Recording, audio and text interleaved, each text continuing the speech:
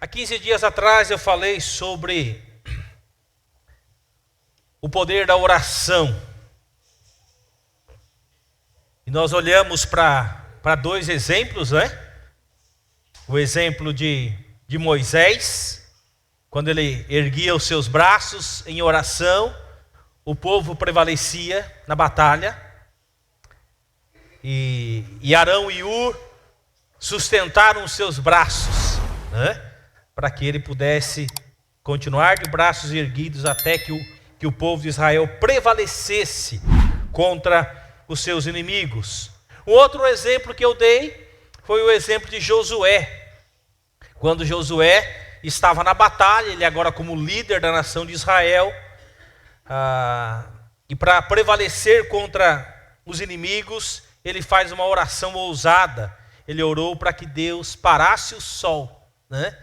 E a Bíblia fala que Deus atendeu a voz de um homem, né, que orou. E o sol ficou parado por quase 24 horas, trazendo claridade até que o exército de Israel prevalecesse. Então nós temos falado sobre o poder da oração.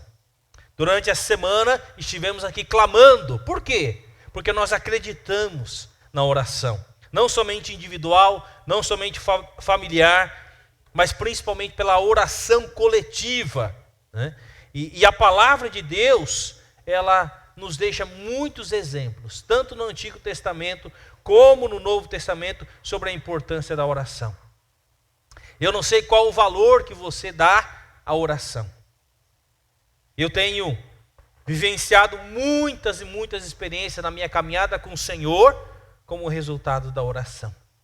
Não que a oração, o poder está em mim, pelo contrário, eu sou fraco e eu oro porque eu preciso de Deus. Eu preciso da sua ajuda, eu preciso do seu auxílio, eu preciso da sua direção. A palavra de Deus nos diz, o Senhor Jesus certa vez, lá em Lucas capítulo 18, verso 1, né? Disse-lhe Jesus uma parábola sobre o dever de orar sempre e nunca esmorecer. O dever de orar sempre e nunca esmorecer. E quantas pessoas acabam esmorecendo na vida de oração? Não oram o suficiente. Será que a sua vida de oração se resume a 5, 10 minutos de um dia de 24 horas? Eu espero que não. Porque se a nossa vida de oração se resume apenas a pequenos períodos, um pequeno período ao longo do dia, nós estamos perdendo o nosso tempo. E tem muitas coisas que estrategicamente o diabo está usando para ocupar o nosso tempo. E uma das coisas que Satanás mais usa nos nossos dias é a questão do celular. Eu sei que não é errado ter celular, mas quantas pessoas estão se tornando escravas de seus celulares, perdendo a comunhão em família, perdendo o diálogo entre as pessoas, de olhar olho no olho, e muitas vezes perdendo a oportunidade de orar. Quantas pessoas estão sendo escravas de vídeos, de stories, TikTok. Tem gente que fica horas e horas e horas sendo escravizados por isso. Por isso que quando abrem a boca em oração, não há poder e não há ousadia, porque não perseveram na oração. Isso é uma das estratégias que o diabo usa. E talvez você não acredite nisso. E a sua vida, o seu relacionamento com Deus tem diminuído por conta da sua fraca vida de oração. Tiago fala: muito pode, por sua eficácia, a súplica do justo. E muitas batalhas, muitos problemas que nós vamos enfrentar serão vencidos por meio da oração. Acredite você ou não. Você pode ter um exército atrás de você, mas se você não depender do Senhor, tudo vai ser um fracasso. Nós vemos no próprio exemplo de Josué. né? Ele ora para que o sol parasse. E assim Deus o fez para que ele pudesse prevalecer. Alguns dias atrás, eu recebi uma mensagem. Eu estava no acampamento, tomando conta da semana de adolescentes. E na madrugada, eu não vi na madrugada, mas vi no dia seguinte. Na madrugada chega uma mensagem para mim, dizendo o seguinte: querido Devair, paz do Senhor Jesus. Deus me acordou agora há pouco para orar pelo MAB, pelos jovens e líderes que lá estão. Sei que a luta é por vidas, por almas. Em nome de Jesus eu peço que a semente da palavra de Cristo seja plantada nos corações destes adolescentes e que reconheçam que Tu, Senhor, é o Filho de Deus, o único Salvador. Que que eles tenham vidas transformadas por meio do contato contigo. Usa a vida do Devair, coloca as tuas palavras em tua boca e usa como instrumento para a salvação dessas almas que são tão preciosas para ti. Te louvo por esta missão e peço agora a cobertura espiritual sobre a vida dos conselheiros, Senhor, como em ti e no teu poder, que possamos juntar aquilo que o Senhor tem feito e nos alegrar em tuas obras. Jesus abençoa e fortaleça a família do pastor Devair, que continuem sendo uma bênção tua, em nome de Jesus. Amém. Eu recebi essa mensagem de uma irmã em Cristo, numa dessas madrugadas que eu estava no acampamento. Ela não sabia dos desafios do acampamento. E haviam desafios. Muitos desafios. Desafios de adolescentes que estão vendo a sua família se desfacelar por conta do divórcio. Tinha adolescentes ali lutando com a questão de pornografia.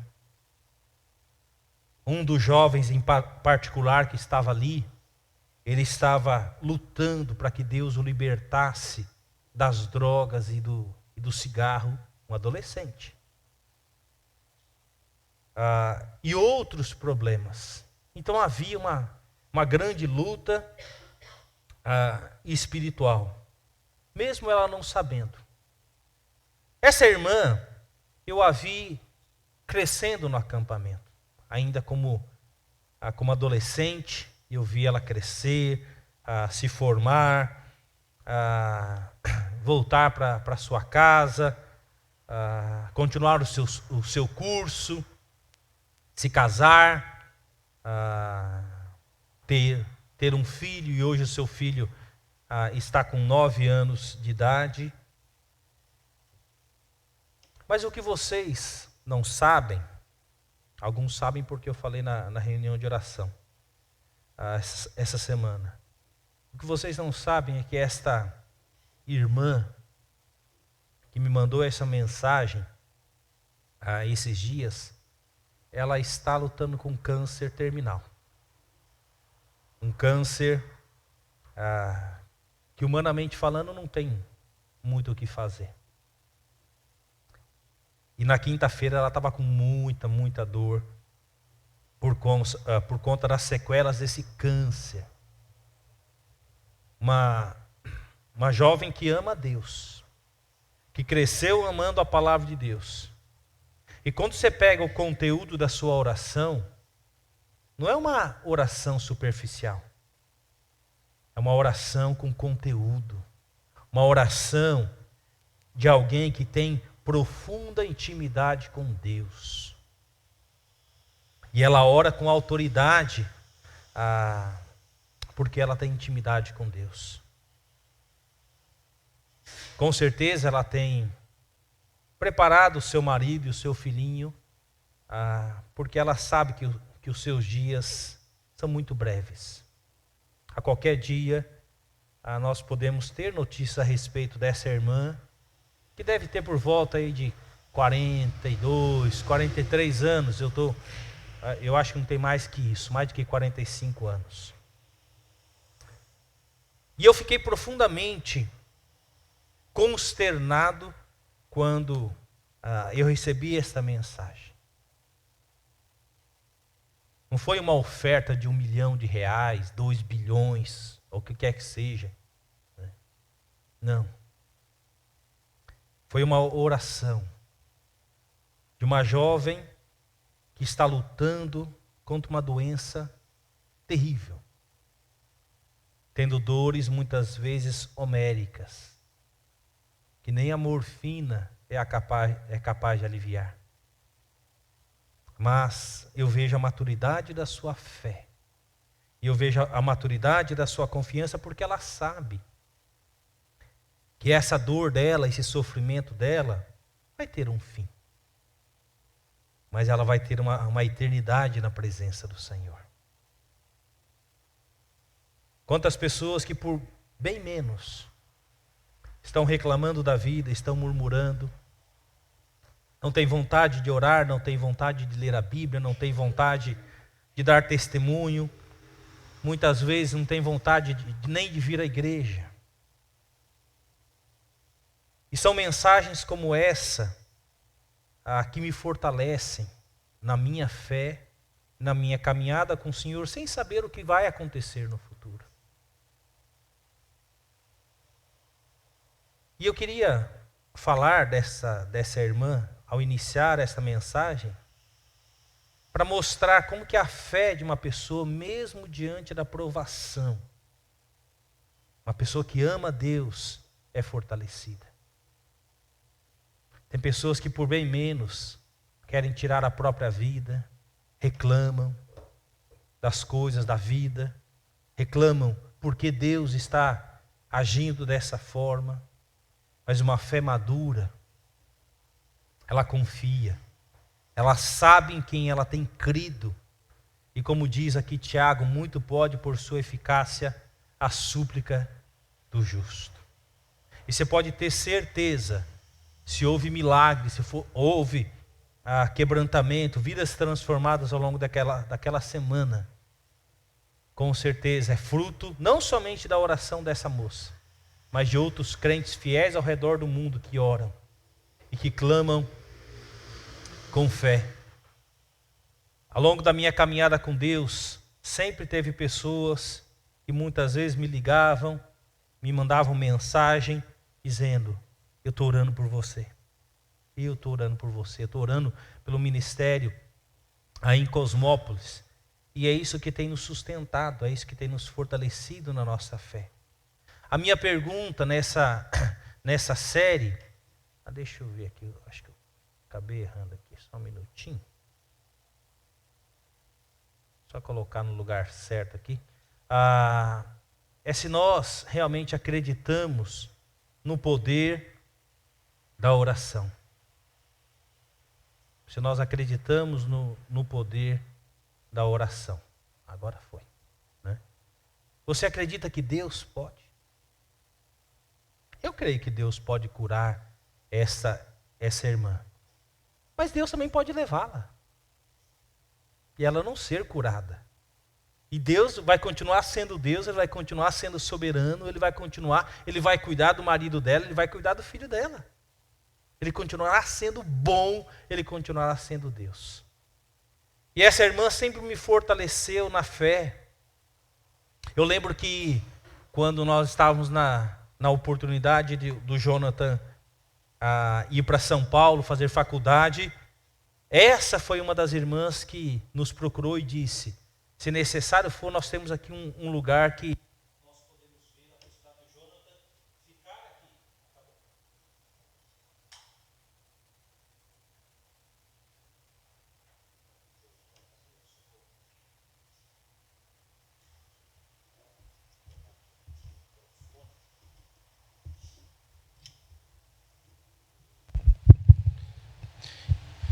Então,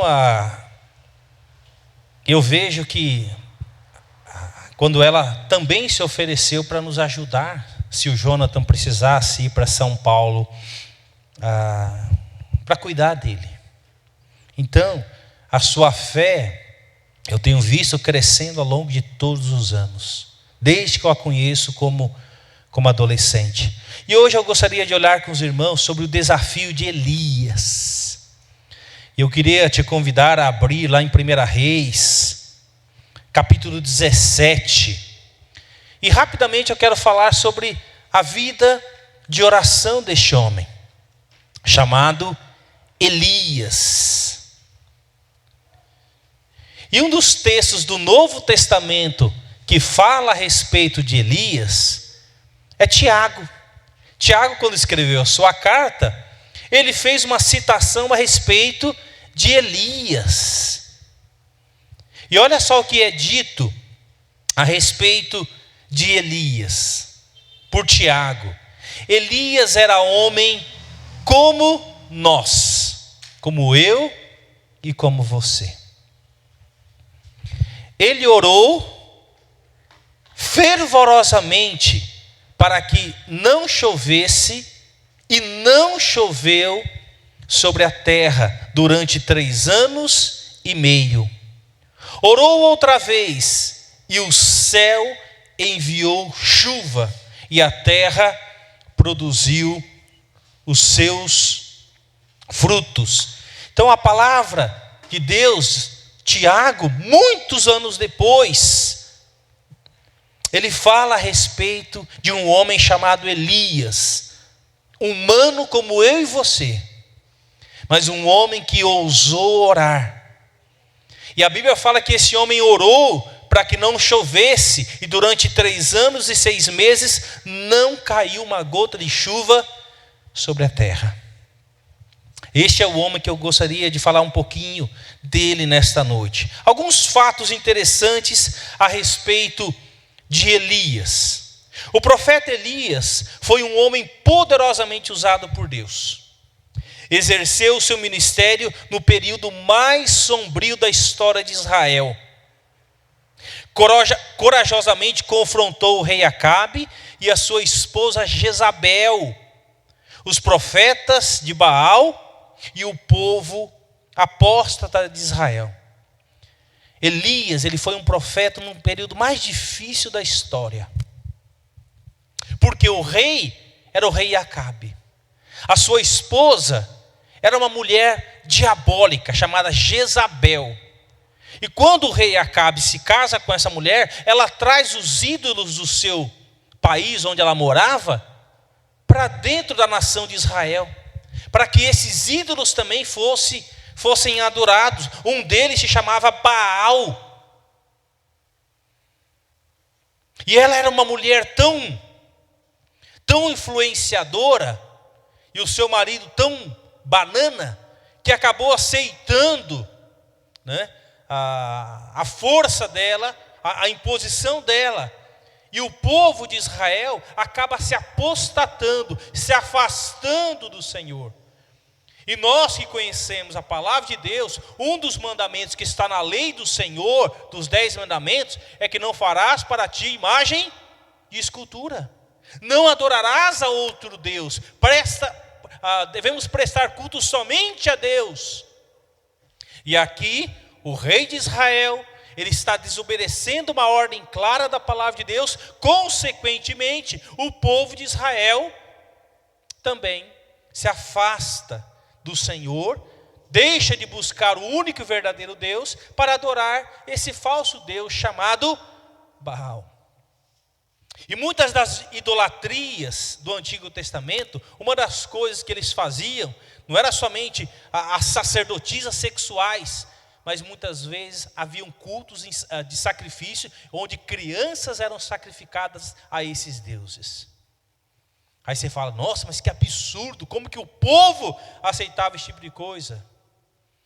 Para ver como que o povo é capaz de fazer coisas que desagradam profundamente o nosso Deus. Acabe reinou por 21 anos entre 874 e 853 a.C. A rainha Jezabel ficou conhecida principalmente por ser uma mulher má e perversa, que perseguiu os profetas do Senhor e trouxe a idolatria para dentro de Israel. Uma das coisas que essa mulher fez, dentre muitas coisas terríveis, ela matava os profetas do Senhor. Ela mandava matar. Então era um período extremamente negro da história, terrível da história de Israel. E foi nesse contexto que Elias aparece como profeta de Deus. Alguns outros fatos interessantes. Jezabel convenceu Acabe para que ele edificasse santuários para o culto ao seu Deus. Com isso, ela trouxe centenas de sacerdotes e profetas de sua religião pagã para dentro de Israel. Olha que coisa triste. Isso era uma ofensa a Deus. Mas ela trouxe. Por quê? Porque o seu marido era um banana. Ele não tinha autoridade de dizer não para sua esposa e parar com aquilo. Mas ele foi aceitando. E o pecado, meus queridos, é aquilo que eu acabei de falar há alguns instantes. Ele é sorrateiramente. Porque as pessoas muitas vezes não têm poder na oração, não têm vontade de orar. Porque sorrateiramente o inimigo vai entrando na vida dessas pessoas. E tirando, apagando aquele fogo, tirando esse desejo. E controlando as suas vidas muitas vezes pelo celular, pelos influenciadores digitais. Olha que época terrível nós chegamos. Sendo que o nosso maior influenciador deveria ser Deus, que nos deixou a sua palavra. E não os influenciadores deste mundo que não tem padrão, que não tem temor, e que muitas vezes vão enfiando caraminholas na cabeça das pessoas, e as pessoas vão dando crédito a isso. Isso é triste, e muitos estão se perdendo. Ela, Jezabel, contava com 450 profetas de Baal e 400 profetas da deusa Azerá. Então, ela tinha à sua disposição esses falsos profetas, esses falsos sacerdotes, para fazer esses cultos a esses deuses pagãos. E é isso que a palavra de Deus nos diz. A rainha Jezabel tinha personalidade forte e dominante. Além de seu fanatismo religioso, ela era impulsiva e violenta. Sua principal exigência era que seu Deus tivesse os mesmos direitos do Deus de Israel perante o povo. Por isso que Deus sempre foi claro para com o povo de Israel: não se casem com mulheres pagãs. 1 Coríntios fala para que os cristãos não se casem com pessoas pagãs, não façam sociedade com pessoas pagãs, até profissionalmente falando. Por que Deus é contra? Porque Ele é ruim? Não, porque Ele sabe que qualquer parceria, seja de casamento, seja de sociedade, com alguém que não tem o temor de Deus, vai trazer dor de cabeça para você, e vai te levar para longe dos caminhos do Senhor. Não sou eu que estou falando, é a palavra de Deus que nos diz claramente isso. E quando nós cedemos a isso, a um relacionamento, quando nós formamos parcerias com pessoas que não têm o temor de Deus, e isso é uma desobediência clara a Deus, e isso vai trazer consequências para a sua vida, para os seus negócios. É Deus que nos diz, e nós estamos vendo claramente a influência dessa mulher na vida de Acabe e da nação de Israel. Jezabel então começou a perseguir os profetas do Senhor. Assim ela mandou matar todo aquele que se pusesse contra suas práticas idólatras. Ela deu uma ordem: quem se opuser, manda matar. Executa. Não tinha diálogo, não tinha conversa, não tinha tolerância. Executa. E Elias, sendo um homem desconhecido, de uma família desconhecida, começou o seu ministério pregando para o rei, no palácio do rei, trazendo uma mensagem de juízo da parte de Deus. Abram comigo em Reis capítulo 17, versículo 1. Estou lendo na revista atualizada, ok? 1 Reis capítulo 17, versículo 1. Então nós vemos aqui Elias aparecendo.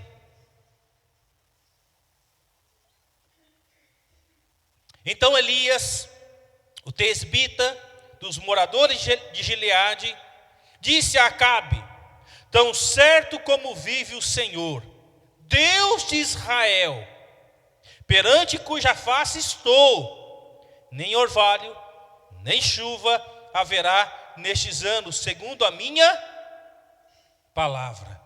Olha só, este homem aparece no palácio e ele confronta o rei de Israel, o homem mais poderoso daquela época. E ele diz o seguinte: eu temo ao Deus vivo, eu estou na presença do Deus vivo, foi Ele que me enviou até aqui. E eu digo que não vai chover sobre a terra durante os próximos anos. Durante 3 anos e 6 meses. E vai ser um período extremamente crítico da nação de Israel. Porque, meus queridos, sem chuva, nada cresce. A criação sofre. Ou seja, as consequências são severas. E Elias, então, ele ora ao Deus Todo-Poderoso, aquele que controla o sol e aquele que controla o frio, aquele que controla a chuva e todas as coisas. E ele ora para que não chovesse sobre a face da terra durante os próximos anos. Verso 2: veio-lhe a palavra do Senhor dizendo para Elias: retira-te daqui, vai para o lado oriente e esconde-te junto à torrente de Querite, fronteira de Jordão. Beberás da torrente, e ordenei aos corvos que ali mesmo te sustentem. Foi, pois, Elias e fez segundo a palavra do Senhor. Retirou-se e habitou junto à torrente do Querite, fronteira ao Jordão. Os corvos lhe traziam pela manhã pão e carne, como também pão e carne ao anoitecer. Era café e janta, todo dia. E bebia da torrente. Meus queridos, Deus fala com Elias, porque Elias foi aquele que orou para que não chovesse. Elias estava vivendo naquela região, e ele também iria sofrer as consequências da seca. Mas Deus cuida de Elias de maneira maravilhosa.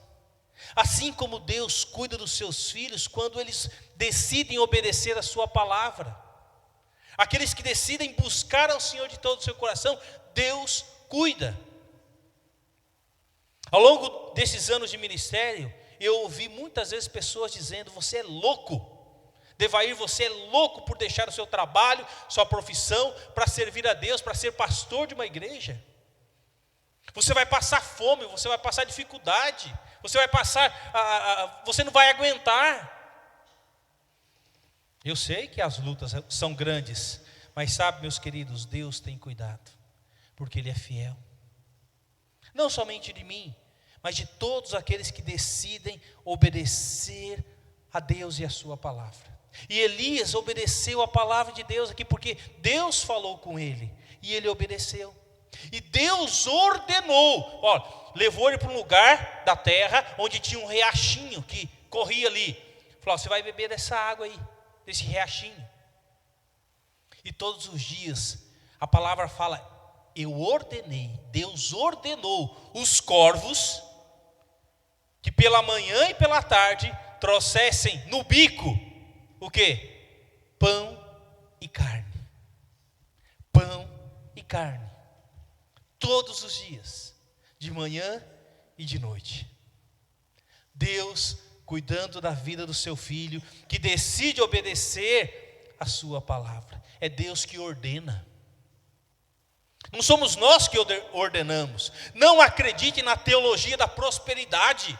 Não acredite nessas teologias que falam que você determina, você ordena. Quem ordena, quem determina é Deus. Eu apenas obedeço a sua palavra. Eu confio nesse Deus. E Elias, ele confiava em Deus e ele obedeceu a sua palavra. O verso 7 diz o seguinte: mas passados os dias, o que acontece? Como resposta da oração dele, ele orou para que não chovesse. E o que acontece? A torrente, o riachinho, secou, porque não chovia sobre a terra. Elias entrou em desespero. E agora, Senhor, o que vai ser de mim? Porque o Senhor me trouxe para cá, agora eu vou morrer aqui, Senhor Deus, de sede. Não. Nós não vemos Elias se desesperando. Nós não vemos Elias apontando o dedo para Deus, criticando a Deus, murmurando da vida, murmurando das coisas. Não. Versículo 8 fala: então lhe veio a palavra do Senhor dizendo. Naquele momento Deus apareceu novamente para ele. E Deus novamente diz para ele: dispõe-te e vai a Sarepta,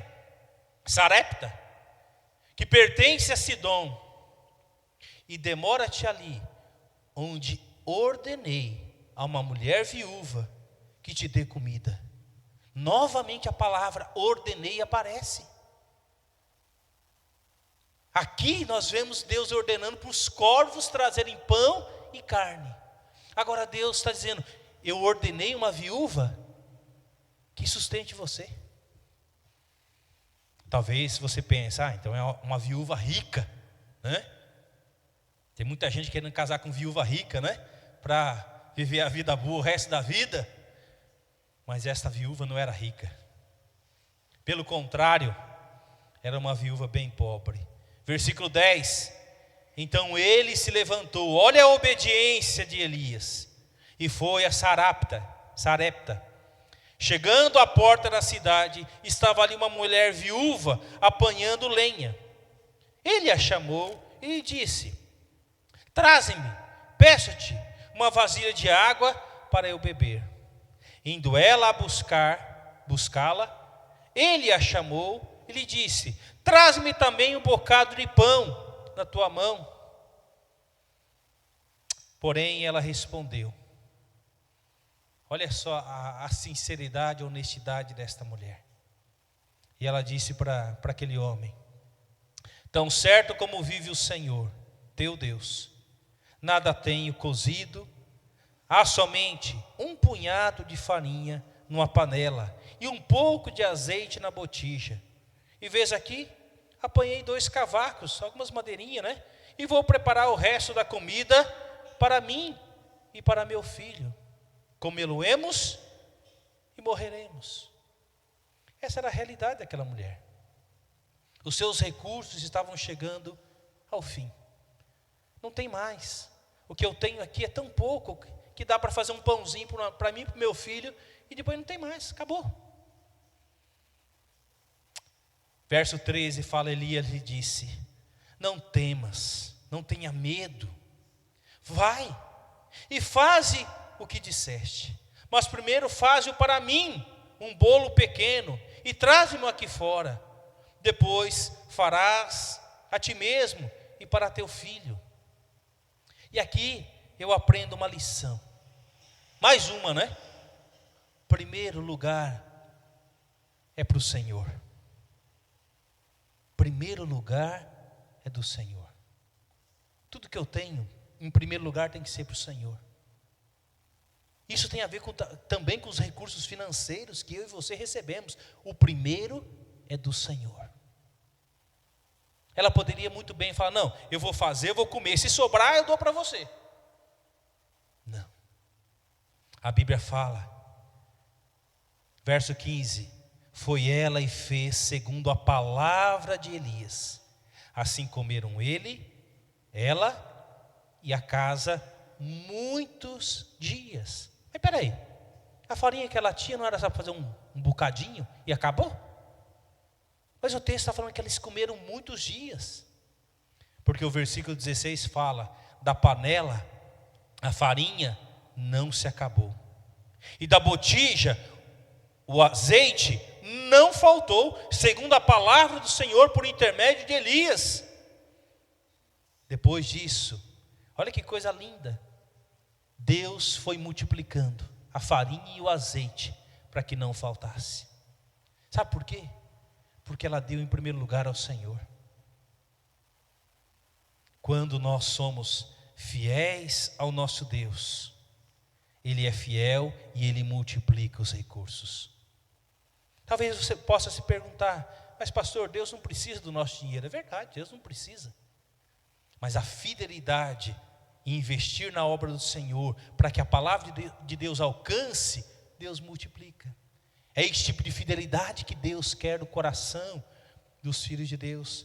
E quando nós somos egoístas, a gente não prospera. Quando a gente é egoísta, as coisas não se multiplicam. Olha só, verso 17. Depois disso, adoeceu o filho da mulher, da dona da casa, e a sua doença se agravou tanto que ele morreu. Que tragédia. O filho daquela viúva que já tinha perdido o seu marido. E naquele contexto, ser viúva já era difícil.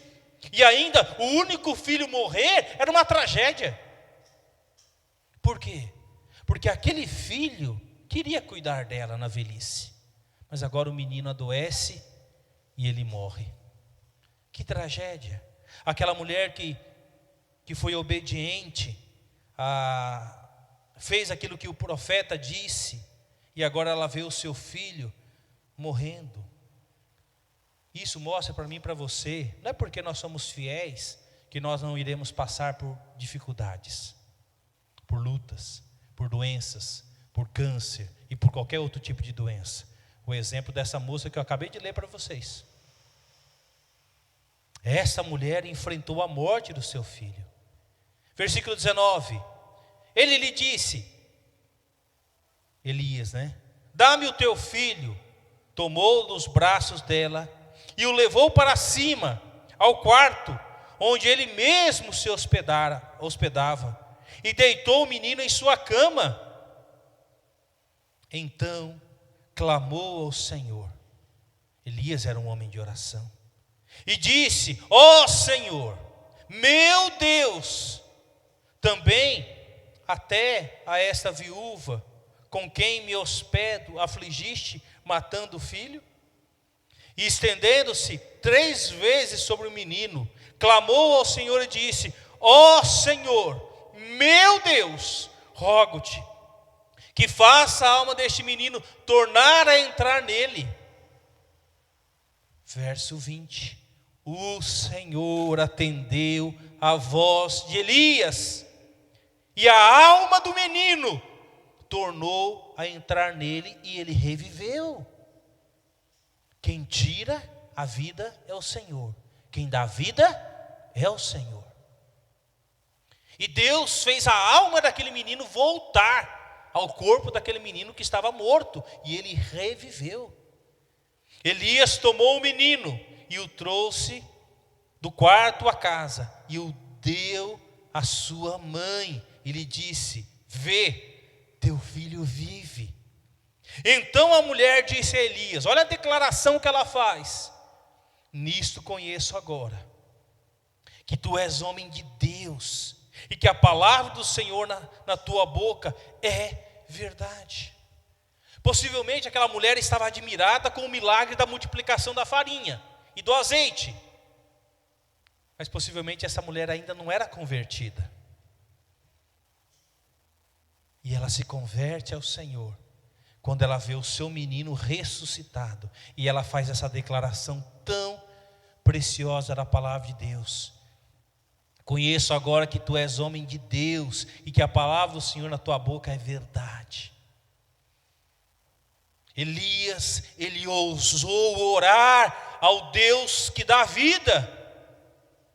E ele clamou: Senhor, dá vida, Senhor Deus, a este menino. Essa mulher já é tão aflita, Senhor. Ela é viúva. Ela está vivendo uma situação difícil, de pobreza. Mas, Senhor, por favor, devolva a vida desse menino. E a Bíblia fala que Deus atendeu a voz de Elias. E nós lemos lá no início quando Tiago fala que Elias era homem como eu e você. Mas Elias era um homem de oração. Ele cria no poder da oração. Deus o sustenta através dos corvos todos os dias. Agora Deus sustenta ele através de uma viúva. Elias entrega uma poderosa mensagem lá, como nós vimos, às cortes de Israel, com o propósito de desbancar a credibilidade de Baal, o deus cananita, que estava sendo adorado pelo rei e os seus súditos. Depois que Elias anuncia o juízo de Deus sobre Israel, uma severa seca de 3 anos e meio veio sobre a terra. Deus o envia ao deserto, onde sustentou milagrosamente. Depois, o deserto não foi um acidente de percurso na vida de Elias, mas uma agenda de Deus. Todos nós passamos por desertos em nossa jornada neste mundo. E qual o propósito do deserto? Deus cuidou dele no deserto. Eu e você passaremos por desertos. Eu já passei por alguns desertos na minha vida. O deserto é um lugar árido, é um lugar seco, é um lugar que muitas vezes você não consegue enxergar uma solução. Esta irmã que me mandou essa mensagem está enfrentando um deserto na vida dela. Uma coisa é você enfrentar o deserto sem ter um Deus que você confia. Outra coisa é você enfrentar o deserto sabendo que existe um Deus que controla o deserto, as circunstâncias e que cuida de você. E todos nós passaremos por desertos. Se você não passou, você pode ter certeza que você vai passar por desertos na sua vida. Uns saem desse deserto fortalecidos na sua fé. Outros saem arrebentados dessa fé ou morrem no deserto, porque não confiam no Senhor, não dependem no Senhor, querem fazer as coisas do seu jeito, da sua maneira, mas não confiam no Senhor. De que maneira você gostaria de sair do deserto da sua vida? Aprovado ou reprovado? Morrendo no deserto ou saindo fortalecido do deserto? E nós vemos Elias saindo fortalecido desse deserto. No deserto Deus tratou com ele antes de usá-lo. Deus está mais interessado em quem nós somos do que no que nós fazemos. Deus não está atrás de performance, Ele se importa com você, creia nisso. E Deus estava preparando Elias para o maior desafio que ele enfrentaria na sua vida. Através dessa situação no deserto, sendo cuidado por uma viúva, Deus estava preparando ele para um desafio muito maior. Muito maior. E o deserto faz isso. Ele nos fortalece para enfrentar desafios ainda maiores. No deserto, Deus ordenou Elias sair do deserto para ir a Serepta, a fim de ser sustentado por uma mulher viúva, que estava prestes a morrer de fome. O filho da viúva morre e Elias o ressuscita. Então, quando você coloca Deus no comando, Ele te guia pelo caminho certo. A vida de Elias é uma vida onde ele decidiu lá atrás colocar Deus no comando da sua vida. E Deus cuida, Deus ouve, Deus responde, Deus opera milagre através de Elias. Lembre-se, Deus está preparando Elias para algo muito maior. Muito maior. Qual que era o maior problema de Israel naquele contexto? Fome. A fome era uma situação, como consequência do seu pecado. Mas o maior problema de Israel naquela época era a idolatria. Era a idolatria.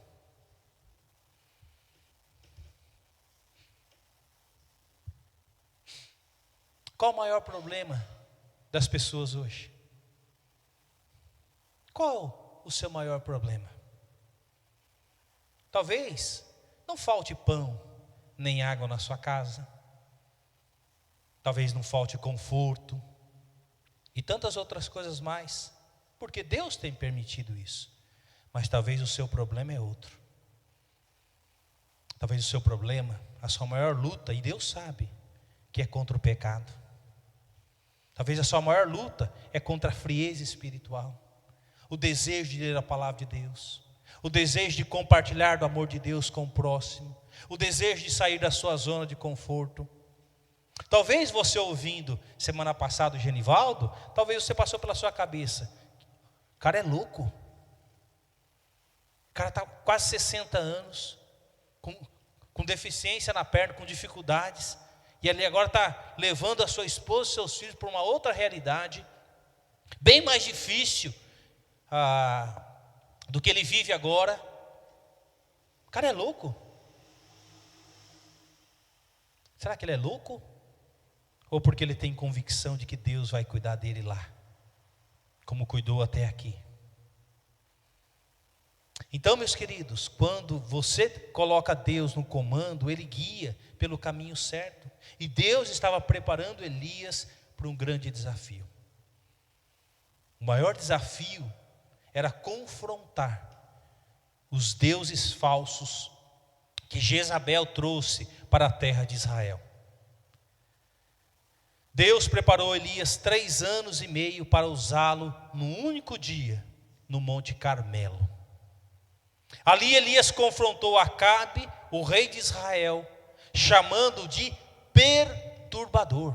Olhem comigo, capítulo 18, a partir do versículo 15.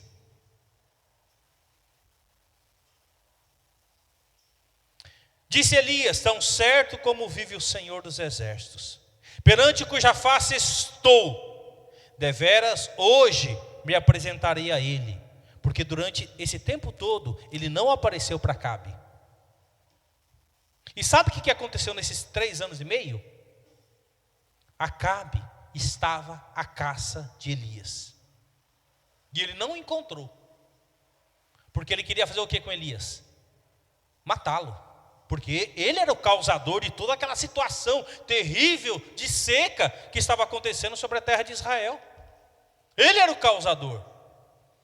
Agora, 3 anos e meio depois, Elias aparece novamente. E ele fala: eu quero me encontrar com Acabe. Eu quero me encontrar com ele. Verso 16. Então foi Obadias trabalhava no palácio, tá? Ele era um servo ali no palácio, um homem temente a Deus. Esse Obadias, cabe depois uma outra mensagem a respeito desse homem. O que Jezabel estava fazendo com os profetas naquela época? Ela estava mandando matar. Sabe o que esse homem fez? Ousadamente, ele escondeu um grupo de profetas numa caverna, e todo dia ele alimentava esses sacerdotes com pão e água, protegendo esses sacerdotes, homens de Deus. Mas isso é outra história. Olha só a coragem desse homem, sabendo que a cabeça dele estava para ser cortada se fosse descoberto. Não somente ele morreria, mas como todos aqueles sacerdotes iriam morrer. E ele cuidou desse grupo. Esse mesmo Obadias, verso 16. Então foi Obadias encontrar-se com Acabe, e lhe anunciou, e foi Acabe ter com Elias. Vendo-lhe: és tu o perturbador de Israel? Olha só o que Acabe fala de Elias. É você o causador de toda essa situação terrível? Você que é o perturbador? Verso 18, olha que Elias responde. Respondeu Elias: eu não tenho perturbado a Israel, mas tu e a casa de teu pai, porque deixaste os mandamentos do Senhor e seguiste os Balaíns. Agora, pois, manda juntar a mim todo Israel no Monte Carmelo, como também os 450 profetas de Baal e os 400 profetas do poste ídolo que comem na mesa de Jezabel. Eu não sou o perturbador de Israel, você é o perturbador de Israel. Tudo isso que está acontecendo na nação de Israel é a tua culpa. Sabe, queridos, isso tem que nos fazer refletir. Será que o nosso pecado Será não? Com certeza. O nosso pecado pode ser o motivo dos problemas familiares, dos problemas no trabalho, dos problemas na sociedade. Vocês sabiam disso? O nosso pecado, a nossa falta de fé, nós deixamos de ser homens e mulheres de Deus no mundo que está nas trevas, deixamos de ser luz onde nós deveríamos ser luz no meio das trevas. Muitas vezes os problemas que acontecem na sua vida, na sua família, muitas vezes são a causa do pecado que você não quer abandonar, do pecado que você não quer confessar, do perdão que você não quer ministrar. E você é o perturbador, você é o causador de todos os problemas. Muitas vezes uma igreja sofre por causa de pecados escondidos. Muitas vezes uma igreja não cresce por causa de pecados escondidos. E o profeta Elias está dizendo aqui: eu não sou o causador, você é o causador. Porque você conhece a palavra de Deus e você não cumpre a palavra de Deus. Porque Acabe conhecia a palavra de Deus. Sua esposa não, ela era uma mulher pagã. E sabe, queridos, quando nós somos conhecedores da palavra de Deus e não vivemos a palavra de Deus e não colocamos em ordem a nossa vida, nós somos o motivo da causa, sim, do problema. Os 450 profetas de Baal e os 400 profetas de Azerá foram até um monte. Ali 2 sacrifícios seriam apresentados, um pelos pagãos e outro pelo profeta do Senhor. E Elias fala o seguinte para o rei Acabe: eu quero que você escreva um decreto aí, uma carta, põe nas redes sociais aí, no jornal de Israel. Eu quero que você convoque todo o povo, criança, adolescente, jovem, adulto, idoso. Eu quero que você convoque todos a subirem no Monte Carmelo. E não somente o povo, eu quero que você fale para sua esposa, também para trazer esses profetas dela aí que comem a mesa dela. Olha só, aquilo que era do Senhor está sendo oferecido aos falsos profetas. Traga essa galera toda aí no Monte Carmelo. E lá no Monte Carmelo nós faremos um desafio. Na frente de todos. Nós vamos construir 2 altares. Né? Os falsos profetas vão construir um altar, preparar esse altar, pegar um sacrifício, colocar em cima desse altar, e eles vão clamar ao seu Deus, Baal. E o Deus que responder por fogo é o Deus verdadeiro. Olha que desafio. Então, Acabe volta para casa, com certeza falou, né? Talvez com o rabinho entre as pernas para sua esposa: eu encontrei Elias, e ele disse para, né, nós subimos no Monte Carmelo, né? E ele quer fazer um desafio. E aí Acabe então ordena e todo o povo se prepara. Verso 20, leia comigo. Então enviou Acabe mensageiros a todos os filhos de Israel, ajuntou os profetas no Monte Carmelo. Então Elias se chegou a todo o povo e disse: até quando cocheareis entre 2 pensamentos? Se o Senhor é Deus, seguiu; se é Baal, seguiu. Porém o povo nada lhe respondeu. É o crente em cima do muro. É o crente que não se decide. É o crente que não faz nada porque ele não confia no Deus Todo-Poderoso. Quem é o Deus verdadeiro? Ele está perguntando. É Deus, o Criador, que vocês já viram muitos exemplos do seu poder ao longo da história. Vocês ouviram dos seus pais, dos seus avós. Quem é o nosso Deus? Ou se é esse Baal aí, que vocês agora estão adorando por conta de Jezabel.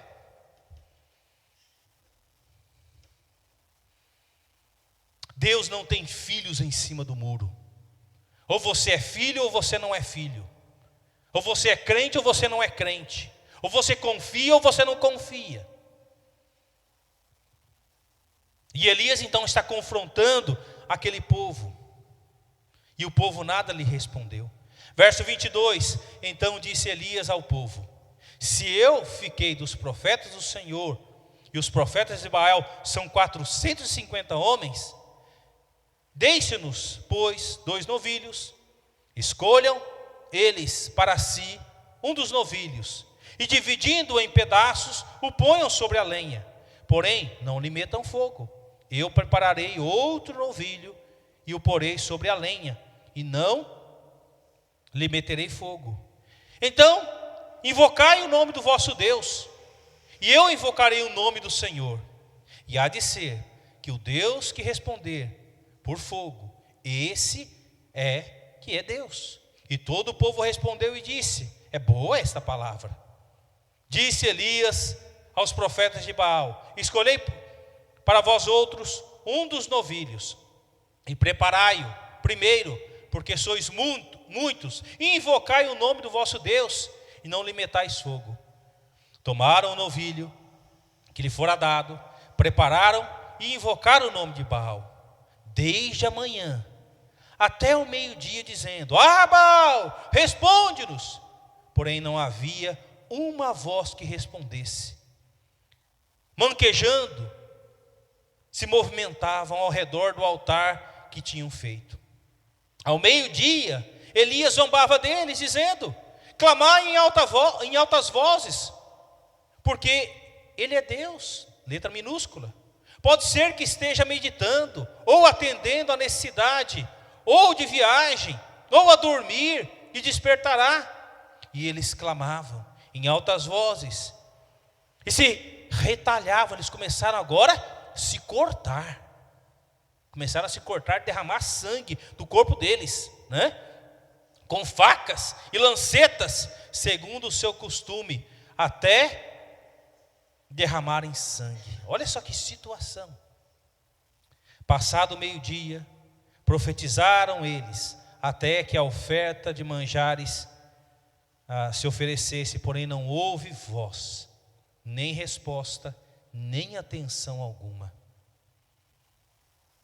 Aqueles homens fazendo as suas danças, correndo em volta do altar, se cortando, gritando: responde, Baal, manda fogo, Baal. E a Bíblia fala que nada aconteceu. Verso 30 fala: então Elias disse a todo o povo: chegai-vos a mim. E todo o povo se chegou a ele. Elias, primeira coisa que ele faz, ele restaurou o altar do Senhor que estava em ruínas. Este altar, que era oferecido sacrifício ao Deus vivo, estava em ruínas. Sabe por que estava em ruínas? Porque o povo já há muito tempo não oferecia sacrifício a Deus e nem buscava a Deus. Talvez, meu querido, o seu coração esteja em ruínas. Talvez a sua vida esteja em ruínas. Talvez a sua situação esteja em ruínas, porque você não busca a Deus. Você não tem mais vontade de orar, de ler a Bíblia, de testemunhar. Talvez a sua vida esteja em ruína, a sua família esteja em ruína por causa do altar que está destruído na sua vida. E a primeira coisa que Elias faz, ele restaura o altar, que outrora era oferecido sacrifício ao Senhor. Versículo 31, tomou 12 pedras, segundo o número das tribos dos filhos de Jacó, ao qual viera a palavra do Senhor, dizendo: Israel será o teu nome. Com aquelas pedras edificou o altar em nome do Senhor, e depois fez um rego, um buraco, em redor do altar, tão grande como para semear 2 medidas de semente. Então armou a lenha, dividiu o novilho em pedaços e pô-lo sobre a lenha. E disse: enchei de água 4 cântaros e derramai sobre o holocausto e sobre a lenha. Disse ainda: fazei-o segunda vez, e eles fizeram. Disse mais: fazei-o terceira vez, e o fizeram. De maneira que a água corria ao redor do altar Ele encheu também de água o rego ali, a valeta, né? Olha só o que ele faz. Ele prepara o altar, monta a lenha, coloca o novilho e ele manda molhar o altar. E você sabe, né, que lenha molhada não pega fogo. É muito difícil. E ele manda fazer isso várias vezes. E o povo todos observando. Imagina a cena, os profetas de Baal ali ao redor, sangrando. Jezabel talvez com a cabeça baixa, com raiva, com ódio, diante de toda aquela situação. E Elias ali. E a Bíblia fala, versículo 36, no devido tempo, para se apresentar a oferta de manjares, aproximou-se o profeta Elias e disse: ó Senhor, Deus de Abraão, de Isaque e de Israel, fique hoje sabido que tu és Deus em Israel e que eu sou teu servo e que segundo a tua palavra fiz todas essas coisas. Responde-me, Senhor, responde-me, para que este povo saiba que tu, Senhor, és Deus e que a ti fizeste retroceder o coração deles. Então caiu fogo do Senhor e consumiu o holocausto e a lenha e as pedras e a terra e ainda lambeu a água que estava no rego. Ao que vendo todo o povo, caiu de rosto em terra e disse: o Senhor é Deus, o Senhor é Deus. Disse-lhes Elias: lançai mão dos profetas de Baal, que nenhum deles escape. Lançando mão deles, Elias os fez descer ao ribeiro de Quizon e ali os matou, todos os profetas. Elias, ele clama a Deus, ele roga ao Deus vivo e verdadeiro, que manda fogo do céu, que consome aquele altar e lambe toda a água que está ao redor. No mesmo instante, o povo cai em terra e eles começam a declarar: o Senhor é Deus, o Senhor é Deus. E Elias então pega aqueles profetas e mata cada um deles. Meus queridos, se você quiser vencer na vida cristã, você tem que arrancar o pecado do seu coração e da sua vida, seja ele qual for. Você tem que matar esse pecado, porque se você ficar cultivando esse pecado, e esse pecado vai crescer e ele vai continuar destruindo a sua vida. Porque tem tantos cristãos que não crescem na vida cristã, porque eles ficam acarinhando pecados, e pecados devem ser arrancados, e pecados devem ser destruídos, assim como Elias fez.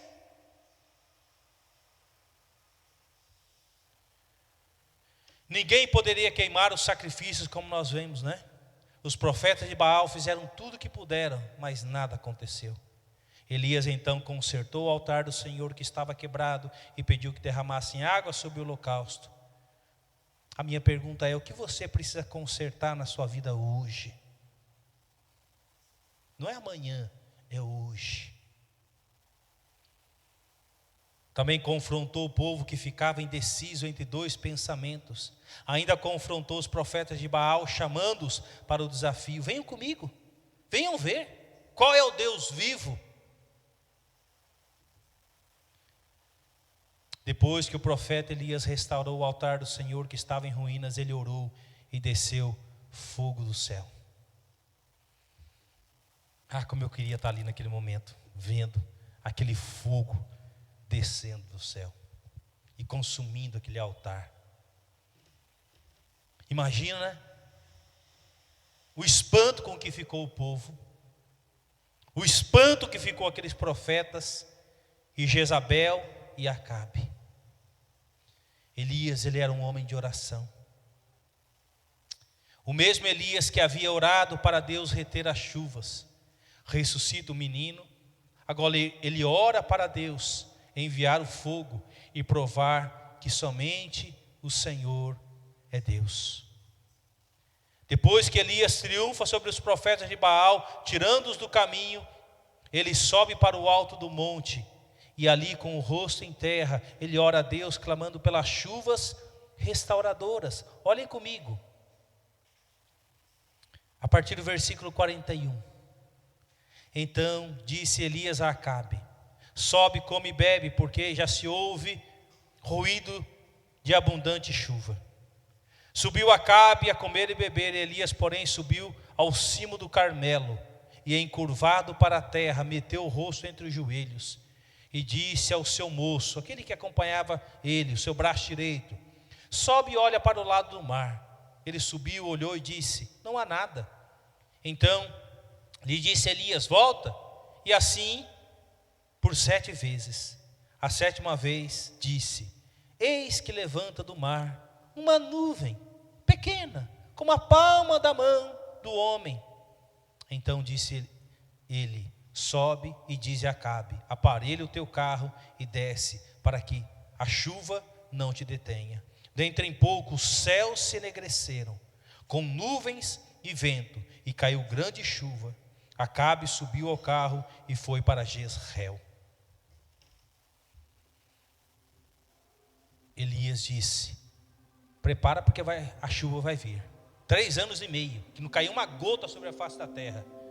Ele fala para o seu servo: sobe lá no pico do monte, vê se está vindo nuvens escuras, né? Alguma coisa assim, que diz que vai chover. E a Bíblia fala que ele subiu por 7 vezes. E na 7ª vez ele falou: tem uma nuvenzinha, tamanho de uma palma de uma mão. Subi, mas o que é isso? E Elias falou: a chuva está chegando. E o céu enegreceu e a chuva caiu. Depois de 3 anos e 6 meses, Elias ora com humildade. Elias ora com intensidade. E Elias ora com perseverança. E as chuvas abençoadoras caem sobre a terra seca para trazer vida, flores e fruto. A minha pergunta continua: você acredita que Deus pode? Tiago fala que Elias era homem como eu e você. Ele orou. Deus sustentou ele com os corvos. Deus sustentou ele por uma viúva. Ele ressuscitou o filho de uma viúva. E ele orou, vencendo os profetas de Baal. Qual o valor que você dá à oração? O que você precisa arrancar da sua vida? Será que o altar a Deus não precisa ser reconstruído na sua vida? Você precisa abandonar pecados, falar: Senhor, me perdoe, tem misericórdia de mim. A minha vida, Senhor Deus, está indo para trás em vez de para frente, porque, Senhor Deus, eu me afastei do Senhor. A minha vida se esfriou. Deus, eu vivo a murmurar e a reclamar das coisas. Não tenho um coração grato ao Senhor. Talvez eu culpe os problemas que eu estou enfrentando. Eu fico culpando as pessoas por isso que eu estou passando, sendo que muitas vezes o problema é seu mesmo e não dos outros.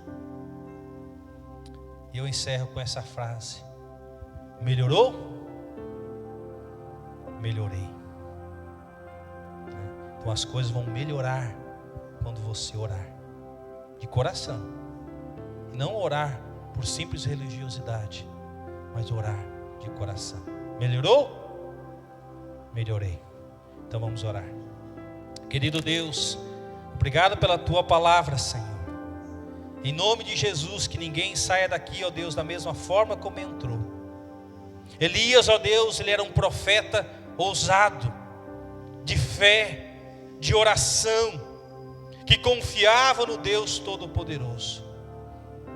Elias não ficava em cima do muro, ó Deus, como tem muitos crentes que ficam em cima do muro, tem medo de se identificar, tem medo de dizer quem é o Deus que ele crê. E com isso, Senhor Deus, acaba se envolvendo em pecado, vivendo na prática do pecado. Ó Deus, e o pecado ele traz consequência, o pecado ele traz tristeza, o pecado ele traz dor, e o pecado ele traz a morte. Talvez situações, ó Deus, que o Senhor conhece na vida de cada um de nós, esteja acontecendo, ó Deus, por causa do pecado. E outros estão sofrendo por causa do pecado. A igreja está sofrendo por causa do pecado. Muitas vezes a igreja não tem recursos por conta do pecado, do egoísmo. Ó meu Deus, em nome de Jesus, que o Teu Espírito Santo, ó Deus, esteja agindo poderosamente nos corações, trazendo constrangimento, trazendo tristeza, choro, Senhor, e verdadeiro arrependimento. O fogo do céu desceu e consumiu aquele altar, diante daquele povo incrédulo, que ficava em cima do muro. Elias, ele acabou com aqueles profetas, e o pecado, Senhor Deus, ele deve ser arrancado, o pecado deve ser morto na nossa vida, Senhor. Em nome de Jesus, nos transforme, Senhor, antes que seja tarde demais, ou mesmo que o fogo do céu venha e nos consuma por causa do pecado que nós não queremos abandonar. Em nome de Jesus, Senhor. Amém.